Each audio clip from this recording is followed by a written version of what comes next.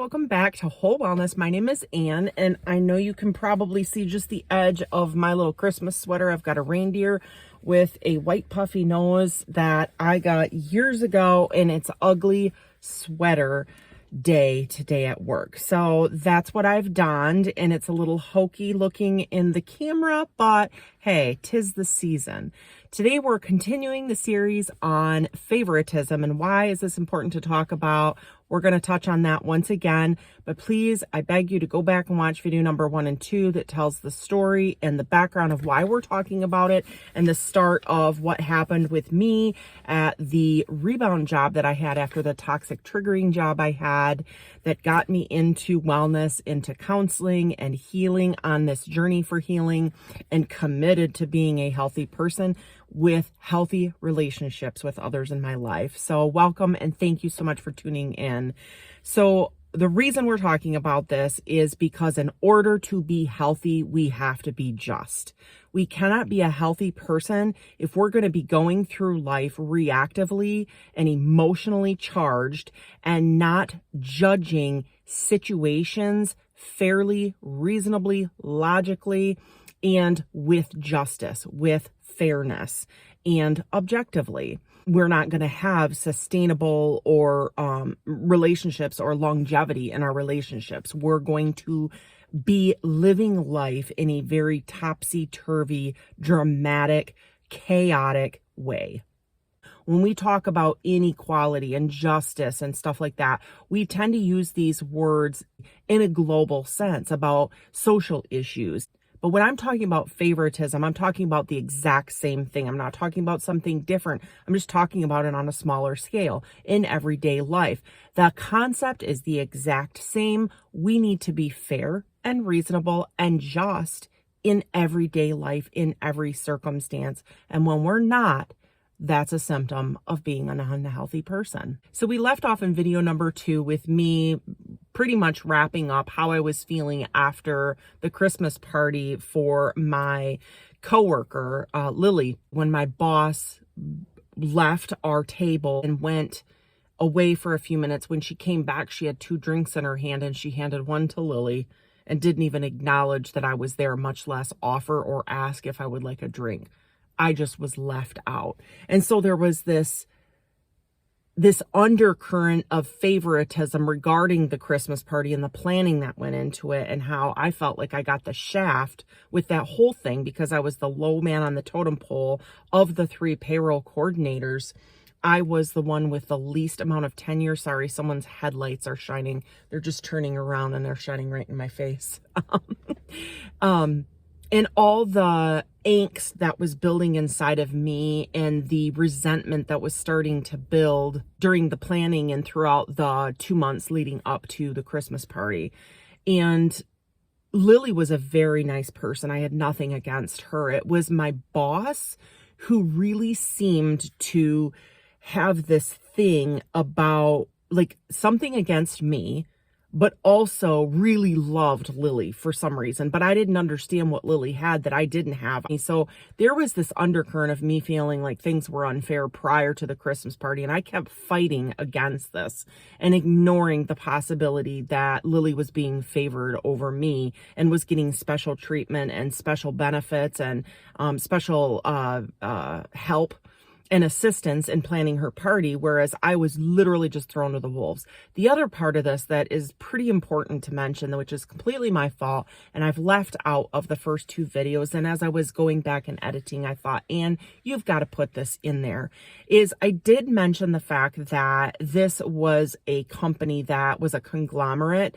It was all owned by the same people, and it was a conglomerate of different locations. I did mention that, and there were 4 HR people on our team that worked together. There was the director and then the 3 individual location human resources and payroll coordinators that all reported to the HR director, who kind of oversaw everything. My boss didn't have an office of her own. She would rotate locations where she went each week. And of the 4 locations, mine was the furthest away from everything. And she came to my location once a week, if that. There wasn't even a whole lot of training. A lot of what I learned on the job was either from my coworkers or from trial and error or by email verifying or checking information. I didn't get a whole lot of concentrated hands-on training.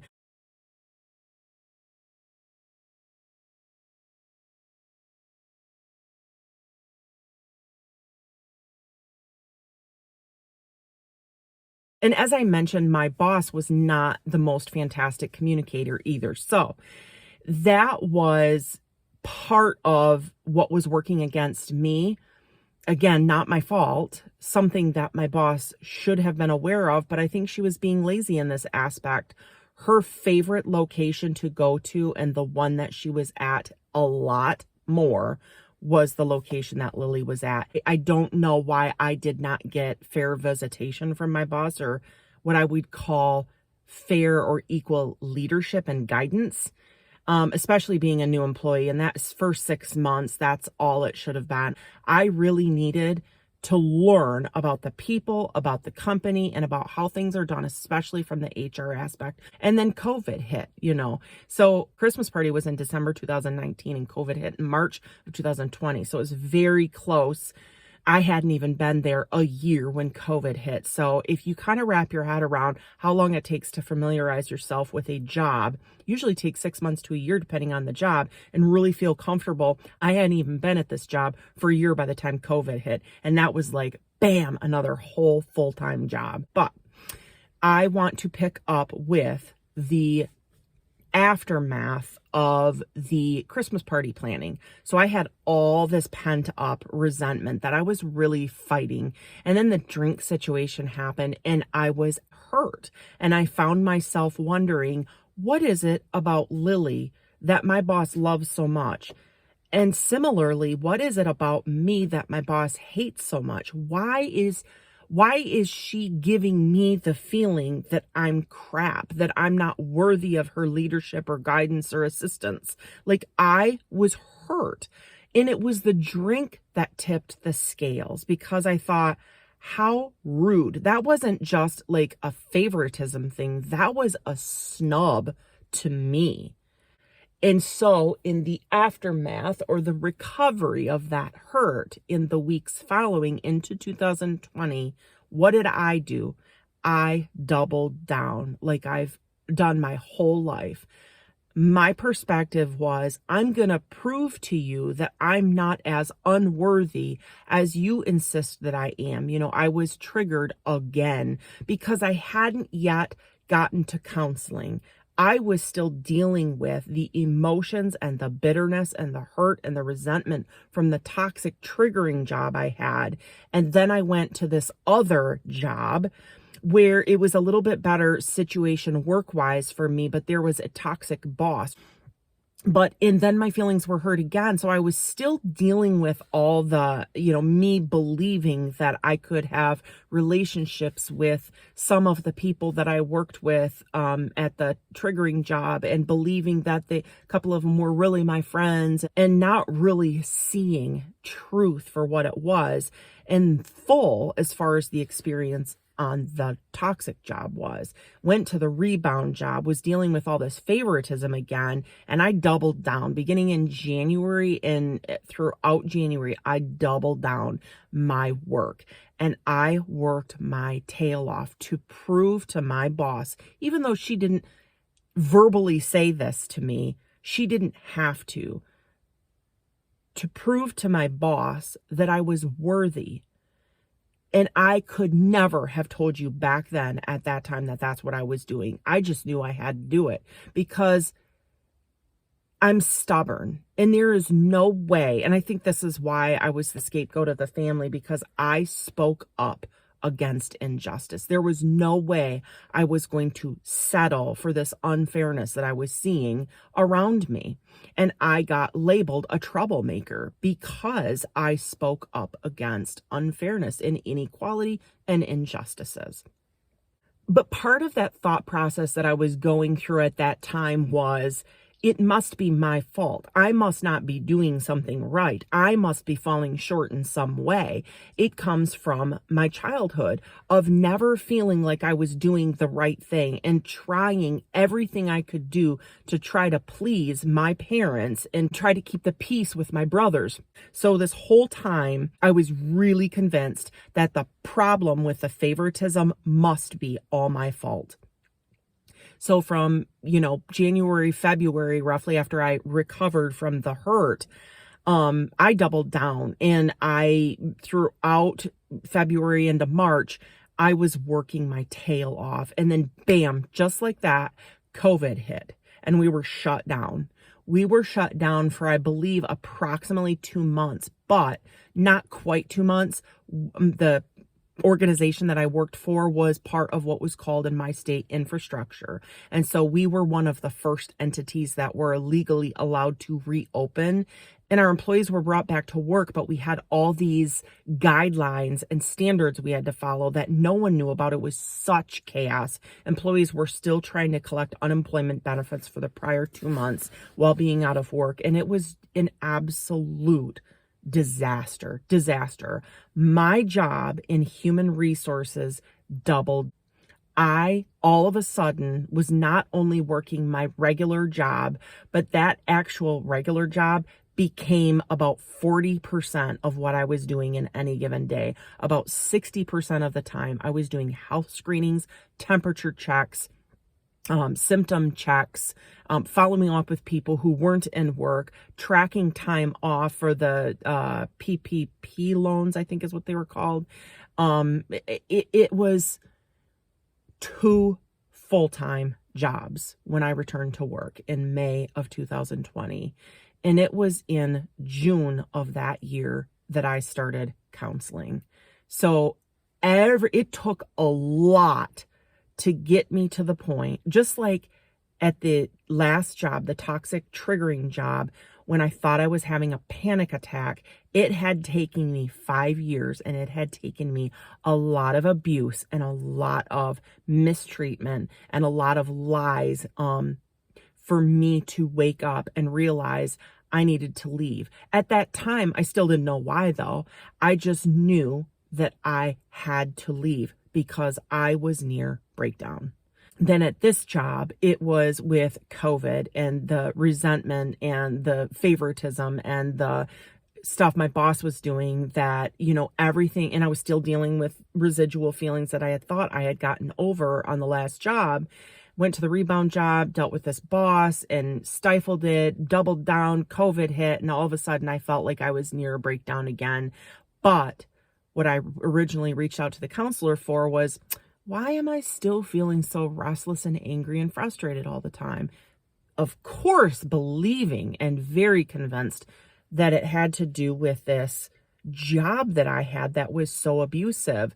And come to find out through counseling that, and now 4 years later, that it had to do with dealing with toxic people in general, and in particular, this extreme favoritism that my boss was displaying towards Lily. So I was seeking counseling because I was at my wit's end. And I did actually accomplish these major projects that I wanted to accomplish with the new time clock and the payroll system and the random drug screen and alcohol screening that for our manufacturing and our truck drivers and stuff like that. So I felt like even though I was wearing myself out on this job, I felt like I was doing a good job. I felt like I was proving to my boss and that I was worthy of her attention, that I was worthy of her guidance and leadership, and that, I should and could be worthy of being treated fairly. But it got to the Christmas party planning in the fall of 2020, and COVID was still plaguing the world, and we couldn't have a gathering, so we went a different route. I was feeling like my relationship with my boss was making progress. We were able to talk more openly, but during COVID, of course, I had no occasions to be in the presence of the rest of the HR team. When we had meetings, it was via Skype or Zoom or something like that. We didn't have a lot of occasions to be in each other's presence and for me to witness any sort of favoritism. That Christmas party was a huge opportunity, so to speak, for me to see the blatant favoritism towards Lily. But then we couldn't have a Christmas party and there was no other occasion. It was each of us at our own location. And when my boss wasn't at my location, I didn't think about where she was at or what she was doing. So, I kind of kept to myself and did my business and took care of things. And by January of 2021, see, I had been at this another year and I had been in counseling. So in January of 2021, I got this list emailed to me from my boss saying, these are the employees at your location who are getting bonuses. Please pay these on the next payroll. And I went, yes, because in my job offer, I had been told that I would be getting an annual bonus. And that was because I started in June of 2019. By January 2020, I hadn't been there a full year. So I knew I wasn't getting a bonus. I didn't think about it. I didn't even consider it. And when that bonus check run was done, I was not surprised to not see my name on the list because I hadn't been there a year, so I knew. But this next January of 2021, I had been there a year and a half, so I knew that I was eligible for a bonus and that my name would be on the list. So I popped that up because I was thinking maybe I get like $300. I'd be so happy with just a few $100s extra around that time of the year to help with Christmas expenses or a winter vacation or something like that. I popped that list open, and there were probably 15 names on that list, and my name was not one of them. And my heart broke and I was crushed. Then I was pissed because I had worked my tail off and I emailed my boss. I spent a lot of time composing an email to my boss that was professional and to the point, mentioning my job offer, that I was told about a bonus, that I'd been there a year and a half, that it had been a rough year. I had stepped up to the plate with all these projects and the COVID employees health screenings and all that stuff. And I was like, I've earned this bonus. And she came back with, a bonus is never guaranteed. Even though it was in my job offer, she could have just given me $100 to shut me up. But no, she comes back with, a bonus is never guaranteed. And then she came back with a bunch of other excuses like, new people usually don't get bonuses. And I was like, I've been there a year and a half and there's people that have been here 6 months that are getting $1,000. Like, she was trying to hand me so much bullshit I can't even describe to you. So I pushed again back to her and I said, this is unacceptable. This is not okay. I called her out. I put up a real firm, respectful, professional fight for myself, defending myself. Now, keep in mind, I had been in counseling for 7 months by this point, and I was seeing truth for the first time, that this was utter bullshit, that I was not getting a bonus after all I had done, after this was in my job offer. She could have at least had a conversation if bonuses were a problem 6 months prior to me, to this time, and said, hey, Ann, we're reevaluating our bonus structure. You're not eligible, or something. But no, this was a total shock to me. And there were people on this bonus list totaled about $25,000 in bonuses. There were people on this list that were higher up than me in the company that were getting like $6,000, $7,000, but there were people lower than me or equal to me that were getting $3,000, $5,000, and I was getting zero. I was pissed. I was so confused. And I was so like, I brought up my job offer and reread it again because I was like, maybe I misread something. Here I was giving the benefit of the doubt yet again to this, frankly, bitch of a boss that I dealt with for a year and a half, and the bullshit hard work that I did for this company. That was the rebound job as I began to get healthy. And I'm so grateful I got that job because it led me to my counselor. Still to this day, I stand by that. It was a blessing in disguise. so there was literally nothing left for me to do. My boss said no, end of story. And so there I was going, just left with these feelings again, just stirring. What was I supposed to do with this anger again and this resentment? Was I going to just take that? Was I just going to accept it? For many weeks, I had to stop and think about what had happened in the time I had been there, and was it worth it? Because this was gross injustice. Absolutely. If the drink was rude, this was unjust. And was I going to invest more time on this job with these people who were headbutting me at every corner about the COVID health screenings and the restrictions and the mask mandates and the blah, blah, blah, blah, blah. If I was going to meet up against that kind of resistance on the job anyway, and my boss wasn't going to support me and give me any sort of perks for that kind of work for over a year, was I going to stick with that kind of job? Hell no. So I already had a feeling stirring inside me that I probably needed to go elsewhere, but I hadn't decided where else I would go. It was the middle of COVID. Where was I going to find a job? But then I want to say it was probably the end of February or the first part of March, I think, when I realized, oh my gosh, and don't ask me why this thought came to me. It came out of nowhere. And I feel like it was a blessing in disguise, because I was still on the fence about, if I left, where would I go? Instead of, I hadn't reached the point where I was like, I'm leaving, I got to find something else. I had been on the fence knowing that I was in the wrong job after that bonus thing happened, and trying to decide where I would go and what I would do. It was around the end of February when, for some strange, mysterious reason, the idea popped into my head, oh yeah, all of the company's payroll records were stored in a server that the HR team had access to. And I was curious if Lily got a bonus. Lily had been favored in particular, and I didn't know why. And I thought she and I were on a little bit more level playing field, because she was only hired just a couple minutes prior to me. She was hired, I believe, in February or March of 2019, and I was hired in May and started in June of 2019. So it was just a few months before me.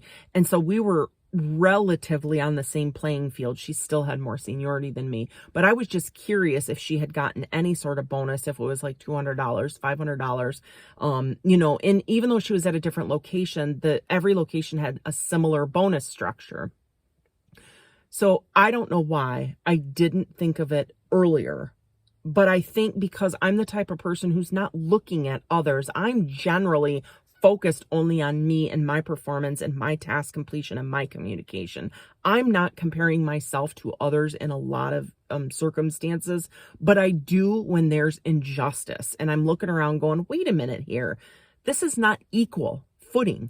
So I popped open the payroll file for the location that Lily worked on, and I found the payroll where her bonuses for her location were paid out. And they had a similar, because they were a smaller location, again, going back to the Christmas party, I had over 200 people. She had like 150. Because it was a smaller location, there was a smaller amount of bonuses given out. However, Lily got $3,000 in a bonus that January. And I got zero. Meanwhile, I had doubled down the prior January of 2020 to complete these projects they had, to accurately track COVID stuff, to just prove to my boss that I was worthy of equal treatment. Yeah. And then I knew. I was getting the flip out of there. Insert F expletive. I'm giving you the truth of what happened on the rebound job. That was an entirely different experience from my toxic triggering job. I was treated unfairly. It was absolute crap the way I was treated. Lily got favors. She got exceptions. She got bonuses. She got special treatment. And I got shit. Shit on and shit. You know, all I got, which was the agreement originally, mostly, was my payroll, my paycheck. But bonuses were listed in that. I beg you. So this is why we're talking about this.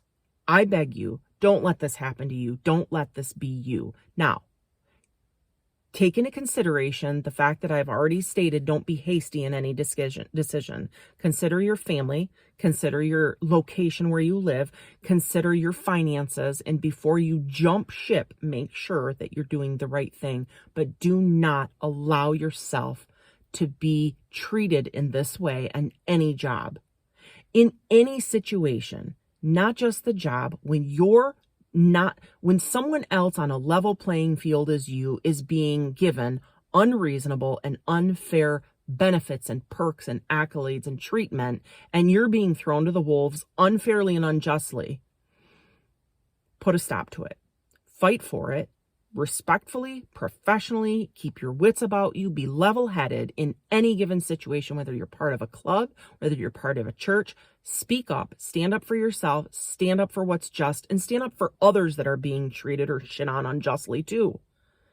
But do it professionally, do it calmly, keep your wits about you, keep control of your emotions, but don't let it be you. Don't waste what you have to offer the world on crappy groups, crappy organizations, crappy businesses, or crappy relationships. They are not worthy of you. Thanks so much for tuning in to Whole Wellness with Ann, guys. I hope you guys take care of yourselves. Bye for now.